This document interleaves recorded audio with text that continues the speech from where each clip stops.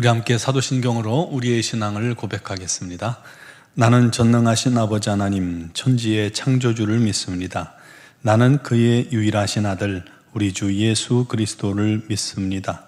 그는 성령으로 잉태되어 동정녀 마리아에게서 나시고 본디오 빌라도에게 고난을 받아 십자가에 못 박혀 죽으시고 장사된 지 사흘 만에 죽은 자 가운데서 다시 살아나셨으며 하늘에 오르시어 전능하신 아버지 하나님 우편에 앉아 계시다가 거기로부터 살아있는 자와 죽은 자를 심판하러 오십니다.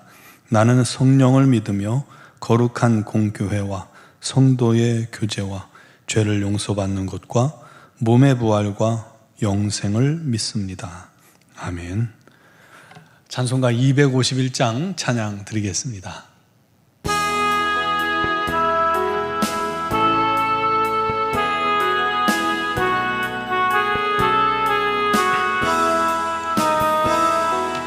놀랍다 주님의 큰 은혜 우리의 죄를 속하시려 갈보리 십자가 위에서 어린 양 보혈을 흘렸네.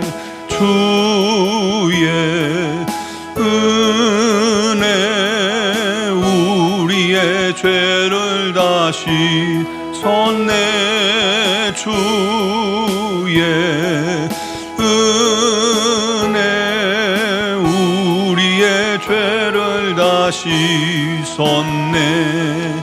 죄악은 성난 파도같이 우리 영혼을 위협하나 헤아릴 수 없는 주은혜 십자가에서 보이셨네. 주의 은혜 우리의 죄를 다시 섰네.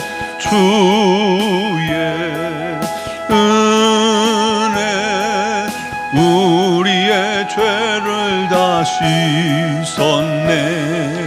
죄악에 물든 영혼들을 주께서 피로 씻으시네.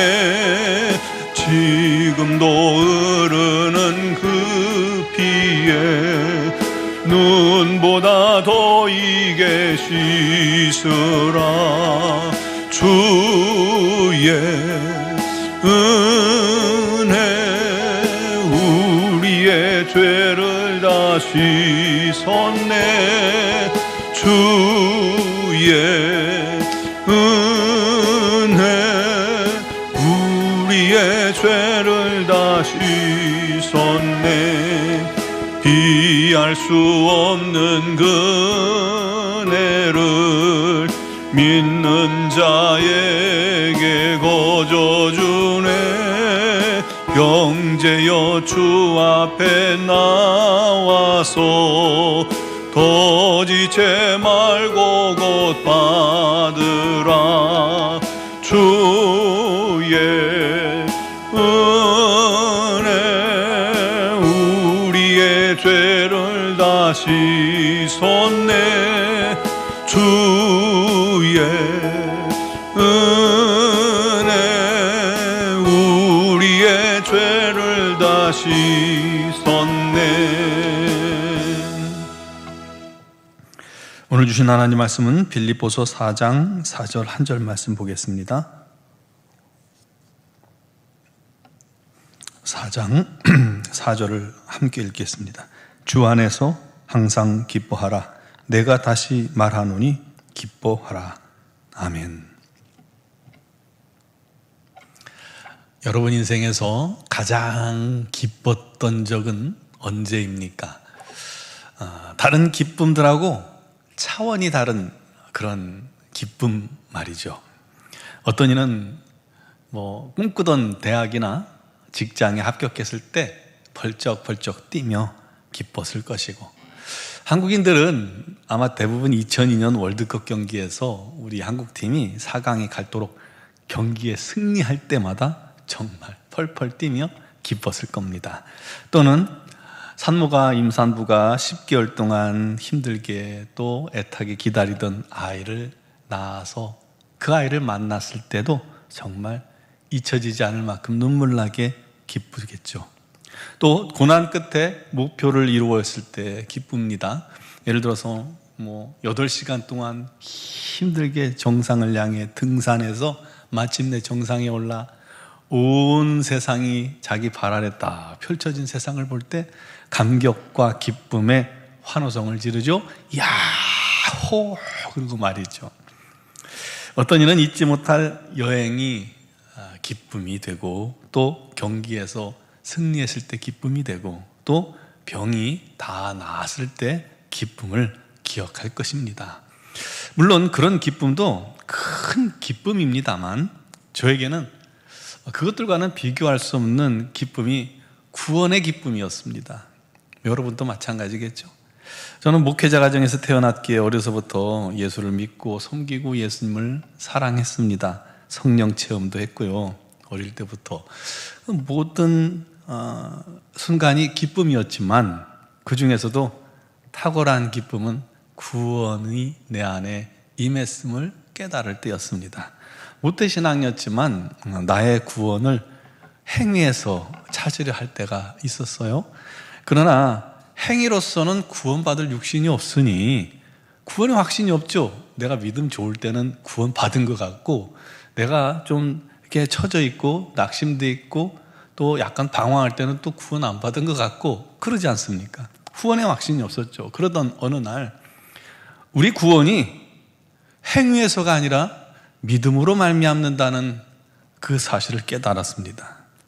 그리고 그 믿음과 구원받을 믿음과 확신이 이미 내 안에 있다는 사실을 깨닫고, 그렇다면 나는 구원받은 하나님의 자녀구나 라는 것을 알았을 때, 진심으로 깨달았을 때 마음 깊은 곳에서 잊지 못할 샘솟는 기쁨이 뭔지 깨달았습니다. 정말 기쁨이 끊임없이 불불불불 쏟아져 나옵니다. 또 한 번은 하나님께서 나를 부르셔서 사명을 맡기셨을 때입니다. 내가 갈 길을 찾지 못할 때, 무엇을 해야 할지 알지 못할 때 제 마음은 완전히 엉켜버린 실타래처럼, 이 머릿속이 실타래가 막 뒤죽박죽 된 것처럼 그냥 난리였고 답답했고 막막했습니다.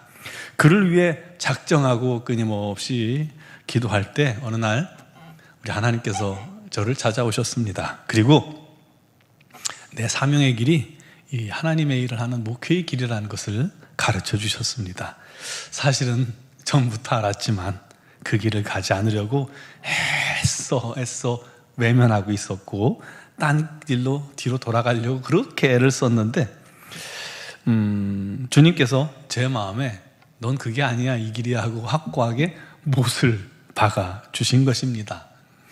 그 말씀을 듣고 결국 나의 고집을 포기하고 주님의 뜻에 순종하겠습니다 하고 선포했을 때 제 마음속에 이번에는 물밀듯이 밀려오는 기쁨이 있었습니다. 어찌할 바 모를 만큼 흥분되고 기뻐서 밤새 잠을 자지 못하고 이불을 뒤집어 쓰고 웃고 기뻐하고 울고 찬양하고 그랬던 경험이 있습니다.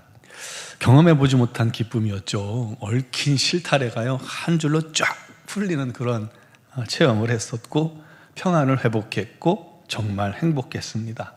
그때 내게 주신 그 사명이 여전히 나를 붙들고 있는 힘입니다.